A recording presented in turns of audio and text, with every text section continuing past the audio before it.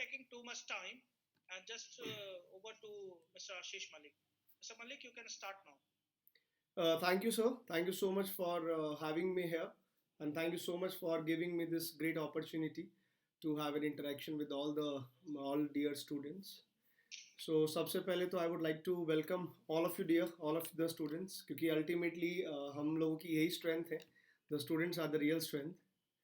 So I would like to ask my students, अभी सबको एक बार तो audio video clear, please just confirm कर दीजिए if everyone is okay with the audio video.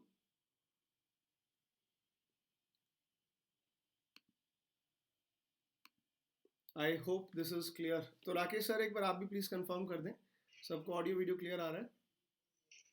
Yes, it's okay now. It's looking very beautiful. Okay, thank you so much. Thank you. So as you know guys, अभी आज का जो topic है जिसके बारे में this webinar is all about, this is something जो कहीं होता कहीं और है, but this is directly impacting us because आज जो हम लोग टॉपिक जो हमने चूज किया है for the discussion, that is low oxygen levels in lakes and reservoirs and how they are going to accelerate the global change. जो global warming, climate change, greenhouse effect, ये कुछ ऐसे terms हैं मेरे ख्याल से COVID-19 के बाद अगर कोई term famous हुई है इस पूरे world में तो that is these kind of words. So today's topic is going to be a very enlightening one. उसमें आप बहुत कुछ आप सीखेंगे. There will be lot of things आप लोग के लिए सीखने के लिए, but at the same point यहाँ पे पर्पज सिर्फ एक लेक्चर डिलीवर करने का नहीं है. इन द नेक्स्ट से 40-45 मिनट्स का जो ये सेमिनार चलेगा, my intention is to make you understand कि यूपीएससी के लिए अगर आप प्रिपेयर कर रहे हैं, so how to think in UPSC terms and how to choose the topics, क्योंकि जो टॉपिक का सिलेक्शन है that is the most challenging part. Because there is so much abundance of knowledge available and everything is happening every single minute. पूरे दुनिया में कुछ ना कुछ रोज होता है. यूपीएससी के लिए उसको कैसे पिकअप किया जाए, that is the most challenging part. So in this particular session आप मेरे साथ एक्सपेक्ट कर सकते हैं कि आपको एक तो आइडिया मिलेगा इस पर्टिकुलर टॉपिक का. इसके बारे में तो you will be like a PhD holder, but at the same time you will also understand कि यूपीएससी के डिमांड को देखते हुए why and how we are supposed to pick up the topics. Because I am a faculty of current affair, I'm a faculty of geography and world history. तो ये तीन जो मेरे स्पेशल डोमेन्स हैं और इसी के ऊपर आप आने वाले टाइम में देखेंगे बहुत सारी बुक्स मेरी आने वाली हैं. So here the purpose is to make you so comfortable in understanding the UPSC scenario ताकि आपको UPSC की डिमांड भी पता चले and we will also go with these kind of topics. सो इससे पहले हम शुरू करें गाइज, आई रियली होप कि काफ़ी स्टूडेंट्स ऐसे हैं जो ऑलरेडी मुझे जानते हैं, लेकिन कुछ ऐसे स्टूडेंट्स भी हैं जो आज शायद पहली बार मेरे से कनेक्ट हो रहे हैं. So I would like to share certain points with them. मैं कुछ पॉइंट्स हैं जिनको मैं पहले जिनसे डिस्कशन करना चाहूँगा. कुछ पॉइंट्स मेरे बारे में भी आपको पता होने चाहिए before we go and move ahead.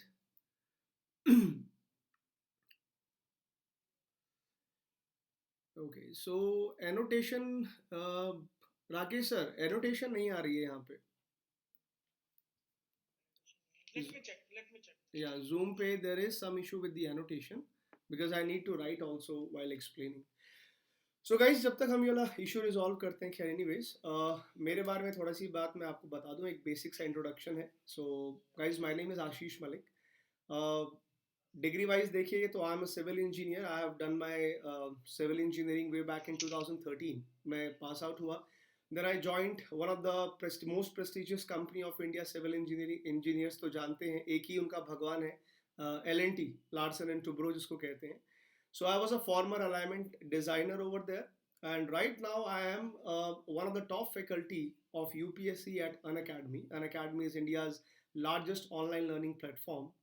And at the same time, I'm also an expert in geography and current affairs. And thanks to Disha Publication, मैं अभी ऑथर हूँ. 3 बुक्स ऑलरेडी मैं लिख चुका हूँ. दिशा 365 जो है, this is the name of my book.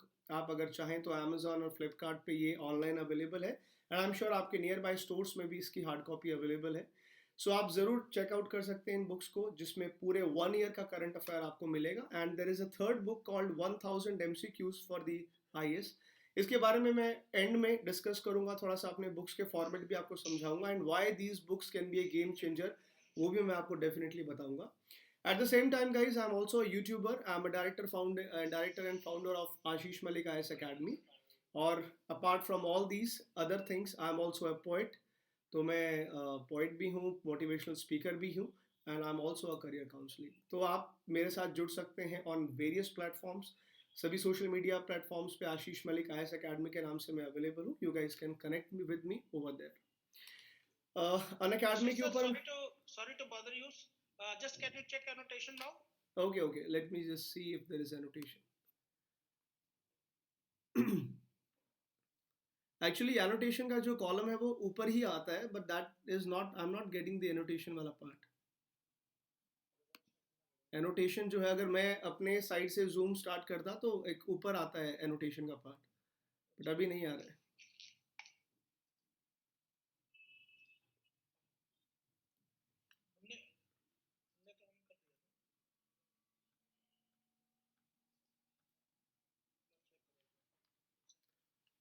Okay so guys, यहाँ पे भी आप अनअकैडमी पे मुझे फॉलो कर सकते हैं. And this is what I have earned so far on Unacademy. ये मेरी प्रोफाइल का एक पिक्चर आप लोगों के लिए, there you can go and check it out.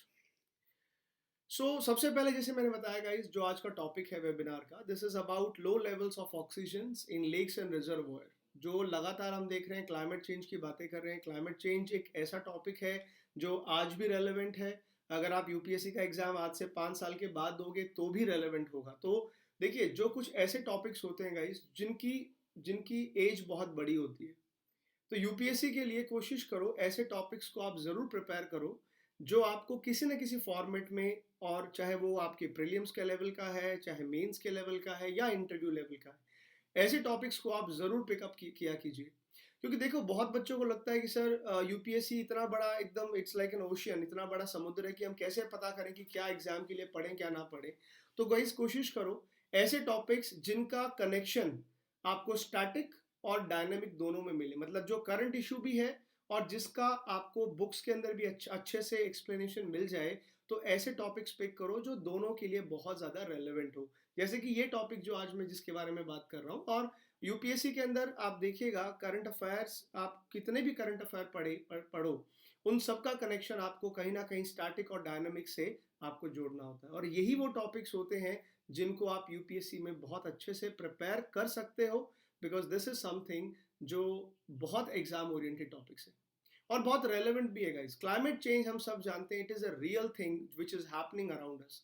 शायद आज हमें नहीं बहुत डायरेक्टली पता चल रहा, but in the next 10 years, next 20 years, next 50 years, जो सिचुएशन हमारे सामने है, जो चैलेंज हमारे सामने है, that is very real. And आज का जो डिस्कशन है, ये उसी चीज़ को समझाने के लिए है कि क्लाइमेट चेंज क्या है, ग्लोबल वार्मिंग क्या है, कैसे नेचुरली होती है, कैसे आर्टिफिशियली भी होती है, और किस तरह से जो ये रीसेंट स्टडी है, क्योंकि जिस स्टडी के ऊपर मैंने ये वेबिनार आज कंडक्ट मैं कर रहा हूँ, this is a very latest study. अभी 10 दिसंबर को ही एक आर्टिकल पब्लिश हुआ है, और वर्जीनिया टेक इंस्टीट्यूट है, बहुत फेमस इंस्टीट्यूट है एनवायरमेंट साइंस का यूएसए के अंदर. उन्होंने ये रीसेंट स्टडी कंडक्ट किया है. तो ऐसे टॉपिक्स को आप ज़रूर प्रिपेयर कीजिए. तो सबसे पहले एक बहुत बेसिक सवाल, क्योंकि ये पूरा जो टॉपिक है, it is somewhere around global warming, somewhere around climate change. तो मेरे ख्याल से आई थिंक जो पिक्चर्स हैं वो वर्ड से ज़्यादा बोलती हैं, राइट? तो आप देख सकते हैं जो पिक्चर आपके सामने है ग्लोबल वार्मिंग को समझने के लिए, आज हम कहाँ हैं वो आपके सामने है, और कैसा सिचुएशन हो सकती है आगे जाके वो भी आपके सामने है. So first of all we need to understand, हमें ये समझना होगा कि आखिर ये ग्लोबल वार्मिंग क्या चीज़ है. देखिए, बहुत जनरल टर्म में अगर मैं आपको एक्सप्लेन करूं, ग्लोबल वार्मिंग का मतलब है जब कभी भी आपका temperature of the earth gradually increase होता है, गर्म होती है जैसे जैसे earth, that is what you call as global warming. उसके बहुत मल्टीपल रीजन है, उन सब रीजंस को भी हम समझेंगे और इस करंट टॉपिक को भी समझेंगे. बट एक जनरल टर्म में समझ लीजिए गाइस कि लगातार अर्थ जो है, over a period of time it is getting warm, और जितना अर्थ गर्म हो रही है उतनी, उसी को हम कहते हैं ग्लोबल वार्मिंग. अब बच्चे बहुत कंफ्यूज होते हैं कि सर ग्लोबल वार्मिंग और क्लाइमेट चेंज एक ही चीज है क्या? देखिए दोस्तों, ग्लोबल वार्मिंग प्रोसेस है, it is a phenomena, it is a process जो हो रहा है जो अर्थ को गर्म कर रहा है। और ग्लोबल वार्मिंग का एक consequence, one of the consequence है क्लाइमेट चेंज, जो आपका क्लाइमेट बदलता है, तो वो आपको समझना है। ग्लोबल वार्मिंग ग्रेजुअल फिनोमिना, क्योंकि एकदम ऐसा नहीं होगा गाइस कि आपको अगले 5 साल में कुछ बहुत बड़ा देखने को मिलेगा, ऐसा नहीं है। बहुत ध्यान से समझिए, it is a gradual change. आप देखते हैं लास्ट 100 ईयर्स में कम से कम 1 डिग्री 2 डिग्री टेम्परेचर बढ़ रहा है, इंक्रीज हो रहा है ग्रेजुअली करके। तो ये बहुत ग्रेजुअल चेंज है जो हमें एकदम से पता नहीं चलता। इसीलिए हम देखते हैं कि आज लोग जो है मानने को तैयार नहीं है। बहुत सारे साइंटिस्ट की आज भी ओपिनियन डिवाइडेड है कि सच में ग्लोबल वार्मिंग है या नहीं है, सच में क्लाइमेट चेंज है या फिर ये एक कॉन्स्पिरेसी है। देखिए दोनों दोनों चीजें हैं इसके अंदर, दोनों चीजें आप ध्यान से समझिए। कुछ जैसे डोनाल्ड ट्रंप जैसे जो लीडर्स हैं वो ये कहते हैं, वो ये क्लेम करते हैं कि ग्लोबल वार्मिंग कुछ नहीं है, ये सिर्फ चाइना वालों ने हॉक्स बना के रखा है, ये अफवाह है ताकि डेवलप्ड कंट्रीज को रोका जा सके, डेवलपिंग कंट्रीज को बढ़ाया जा सके। But scientifically today we have proof, और उसके बारे में हम लोग बात करेंगे कि इट इज रियल और हॉक्स दोनों को समझेंगे।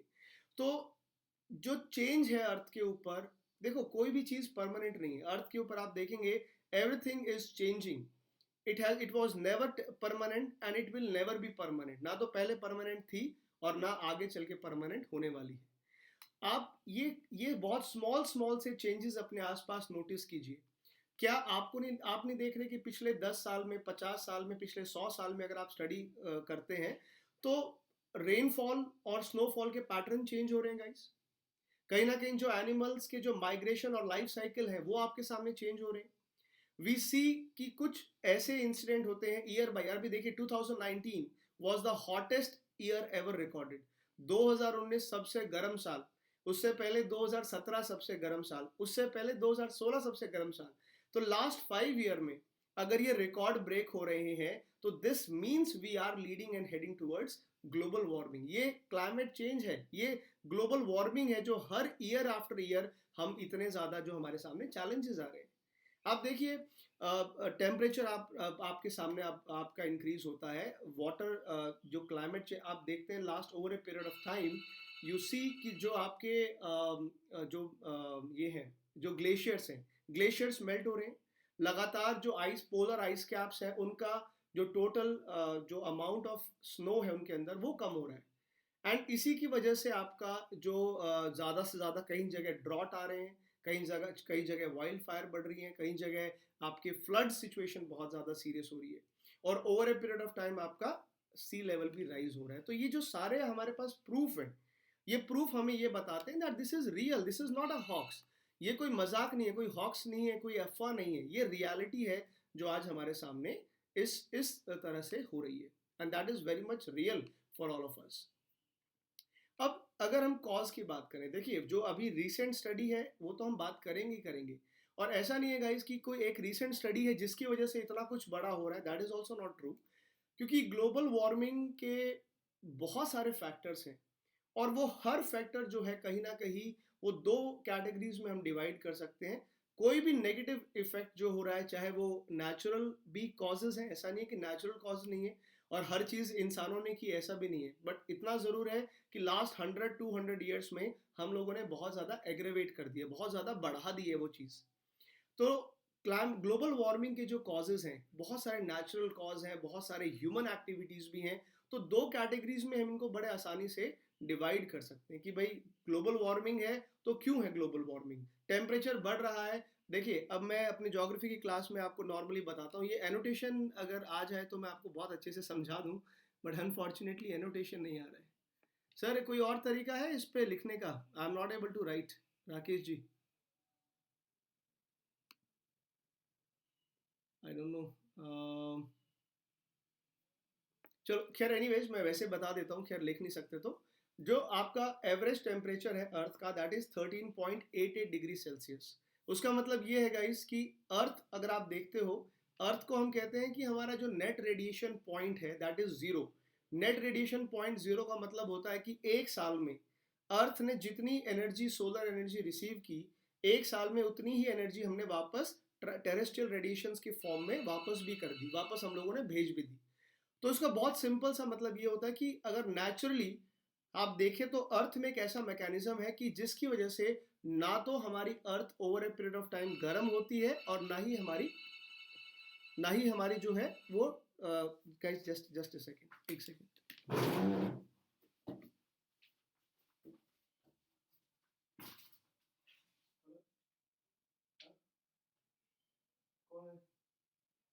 अबे तेरा दिमाग खराब है क्या? मीटिंग में बैठ बार बार बजाता है, मेरे पास बजाया करता है फोन रख।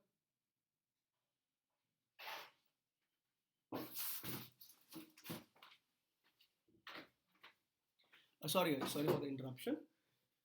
सो जो आपका आप देखते हैं जो नेचुरल फिनोमिना है वो ये है कि आपका ना तो टेम्परेचर ज़्यादा बदलेगा ना कम होगा, लेकिन जब ये इंटरफेयर हो रहा है, नेचुरल फैक्टर बढ़ रहे हैं, ग्लोबल वार्मिंग, क्लाइमेट चेंज जैसी चीज़ों की वजह से आज सिचुएशन बहुत अलग हमारे सामने है। सो हम देखते हैं that there are so many natural causes of global warming, बहुत सारे नेचुरल कॉजेज हैं। ह्यूमन कॉज की बात भी मैं करूंगा, but if you can see in front of you, तो सबसे पहला जो नेचुरल कॉज है जो ग्लोबल वार्मिंग को बढ़ा रहा है, जो ग्लोबल वार्मिंग जो रिस्पॉन्सिबल है, that is what you have is volcano. अभी वॉल्केनो आप देखिएगा, ये अब ऐसा तो है नहीं कि इंसान कॉज करते हैं, this is not something that we are doing, right? तो this is not something done by us. तो नेचुरल कॉजेज आप देखते हैं तो फर्स्ट आपका कॉज है volcano. Volcano one of the largest contributors हैं ग्लोबल वार्मिंग के। जब जब ज्वालामुखी इरप्ट होगा, ज्वालामुखी फटेगा, उससे बहुत सारा धुआं, बहुत सारा स्मोक, बहुत सारी राख, ऐश और स्मोक जो एमिट होगा। और जैसे ही आपका ऐश और स्मोक एमिट होता है, जितनी मात्रा में ये निकलता है, वो सब आपके ग्लोबल वार्मिंग को कंट्रीब्यूट करते हैं, वो फर्दर क्लाइमेट चेंज करते हैं। और यही वॉल्केनिज्म आपको पता होना चाहिए, ये एक बहुत बड़ा मेन रीजन रहा है गाइस, जो हमारा अर्थ का कभी प्राइमरी एटमॉस्फेयर हुआ करता था। प्राइमरी एटमॉस्फेयर का मतलब समझिएगा, जब अर्थ फॉर्म हुई थी आज से 4.5 बिलियन ईयर्स पहले, तो उस 4.5 बिलियन साल पहले जब अर्थ फॉर्म हुई, उसमें और आज में जो पूरा एटमॉस्फेयर चेंज हुआ है, उसके पीछे भी वॉल्केनिज्म का बहुत बड़ा हाथ है। तो वॉल्केनिक एक्टिविटीज आज से नहीं, आज से कम 4500 मिलियन सालों से लगातार अर्थ का एटमॉस्फेयर चेंज करती आई है। अब सिचुएशन ये है कि अब ग्लोबल वार्मिंग की तरफ ही सिचुएशन ज्यादा जा रही है। तो पहला फैक्टर हमने देखा, दैट इज वॉल्केनोज। दूसरा जो बड़ा फैक्टर है वो वाटर वेपर है। We do not realise guys, लेकिन जो वाटर वेपर है ये भी एक बहुत बड़ा रीजन है किस चीज का, this is one of the biggest reason जो ग्लोबल वार्मिंग को और ज्यादा एग्रेवेट करता है। देखिए, वाटर वेपर जब मैं बात करता हूं तो इसको पहले तो लिक्विड मत समझना, ये पानी नहीं है। वाटर वेपर को हम कैटेगराइज करते हैं ग्रीन हाउस गैस के रूप में। क्यों ग्रीन हाउस गैस में कहता हूं? देखिए, जितना ज्यादा अर्थ का टेम्परेचर बढ़ता है उतनी ज्यादा इवापोरेशन होगी, और जितना ज्यादा इवापोरेशन होगा वाटर बॉडीज में से, उतना ही एटमॉस्फेयर के अंदर वाटर वेपर की क्वांटिटी बढ़ेगी।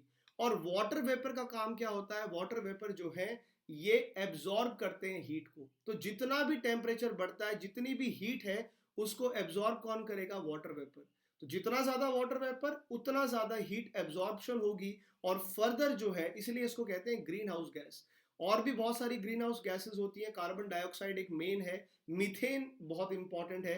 और कार्बन डाइऑक्साइड और मीथेन जो है वो आज का हमारा मेन टॉपिक भी रहेगा, बिकॉज ये जो रिसेंट स्टडी है लो ऑक्सीजन की, उसके पीछे उसमें हम देखेंगे कि मीथेन की मात्रा बहुत ज्यादा बढ़ रही है। तो दूसरा फैक्टर है आपका वाटर वेपर, जो एक ग्रीन हाउस गैस है और इंक्रीज कर रहा है लगातार ग्लोबल वार्मिंग को और एग्रेवेट कर रहा है। तीसरी चीज हम देखते हैं, इस क्लाइमेट चेंज होने की वजह से जैसे जैसे आपका टेम्परेचर बढ़ रहा है, उस टेम्परेचर बढ़ने की वजह से जो परमाफ्रॉस्ट होती है, परमाफ्रॉस्ट क्या होती है गाइस? परमाफ्रॉस्ट, अगर आप ये पिक्चर आप यहाँ देख पा रहे हैं, आपके सामने पिक्चर है एक, तो यू विल सी कि परमाफ्रॉस्ट क्या है अल्टीमेटली, जो जमी हुई बर्फ है, जो आपके पोलर एरियाज हैं, आर्कटिक के आसपास का एरिया है, जो फ्रोजन सॉइल है, लगातार जमी हुई मिट्टी जिसके नीचे पूरी बर्फ है और ऊपर उसके मिट्टी आ गई है, उसको परमाफ्रॉस्ट कहते हैं। परमाफ्रॉस्ट वो होती है जहां कम से कम 2 साल, मिनिमम 2 साल अगर ये इसी तरह से बर्फ जमी रहे जमीन और उसके ऊपर आपकी मिट्टी हो, तो ये एक्चुअली रियल सॉइल नहीं है। अगर आप देखेंगे ऊपर से आपको लगेगा कि नॉर्मल मिट्टी जैसा लगेगा, but in reality if you see, तो नीचे आपका पूरा बर्फ जमा रहता है और ऊपर आपकी जो है वेजिटेशन, ग्रास वगैरह दिखती है। अब देखिए, जैसे आप पिक्चर में देख पा रहे हैं कि ये परमाफ्रॉस्ट धीरे धीरे मेल्ट होगी। जाहिर सी बात है, अगर अगर तापमान बढ़ेगा, टेम्परेचर इंक्रीज होगा, तो जब पूरी दुनिया में बर्फ पिघलती है तो यहाँ पे भी बर्फ पिघलेगी। और यहाँ पे बर्फ पिघलने का मतलब है क्योंकि इस परमाफ्रॉस्ट के अंदर आप देखिए बहुत सारी गैसेस जो है वो ट्रैप्ड होती हैं गाइस। जी हाँ, बहुत सारी गैसेस ऐसी हैं, चाहे वो मीथेन है, चाहे वो कार्बन डाइऑक्साइड है, बहुत सारी ऐसी गैसेस हैं जो अभी बर्फ के अंदर जमी हुई हैं। लेकिन जैसे ही परमाफ्रॉस्ट मेल्ट होगी, जैसे ये बर्फ पिघलेगी, तो जैसे इनके पिघलते यू विल सी कि बहुत सारा गैसेस रिलीज होती है एटमॉस्फेयर में, और वो गैस रिलीज होने का मतलब क्या है कि आपका अर्थ का टेम्परेचर और फर्दर इंक्रीज होगा। तो ये भी एक one of the main factor है परमाफ्रॉस्ट, जो आप देखते हैं जिस तरह से आपका ग्लोबल वार्मिंग को कंट्रीब्यूट करता है, ग्लोबल टेम्परेचर को इंक्रीज करता है परमाफ्रॉस्ट। और ये इसका कॉन्सिक्वेंस भी है, इसका रिजल्टेंट भी है। मतलब ये कॉज भी करता है, जितना ज्यादा परमाफ्रॉस्ट पिघलेगा ग्लोबल वार्मिंग होगी, जितना ग्लोबल वार्मिंग होगी और ज्यादा परमाफ्रॉस्ट मेल्ट होगा। और फॉरेस्ट फायर तो आप जानते हैं, ये तो बहुत कॉमन सी न्यूज बन चुकी है।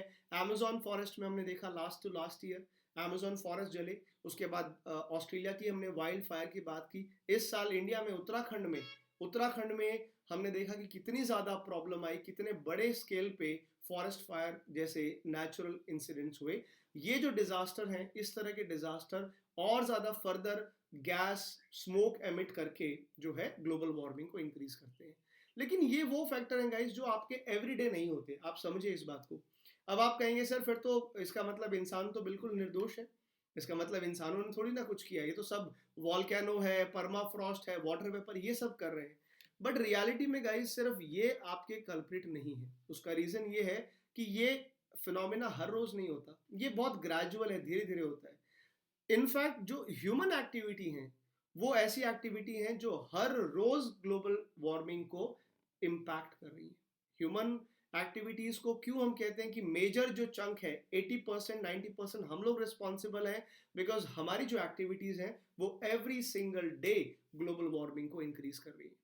तो आप यहाँ पे इजीली देख सकते हैं कि पहला जो मैन मेड कॉज है ग्लोबल वार्मिंग का, जो टेम्परेचर बढ़ाता है, इस पूरे अर्थ को गर्म कर रहा है। और गर्म होना बहुत बढ़िया बात नहीं है, जितना अर्थ गर्म होगी, जितना आपका टेम्परेचर ऑफ द अर्थ बढ़ेगा, आप समझिए उतने ही प्रॉब्लम, उतने ही जो है आपके क्लाइमेट पैटर्न चेंज होंगे, उतना ही ज्यादा आप देखते हैं कि जो नेचुरल डिजास्टर्स हैं वो और ज्यादा इंक्रीज होंगे।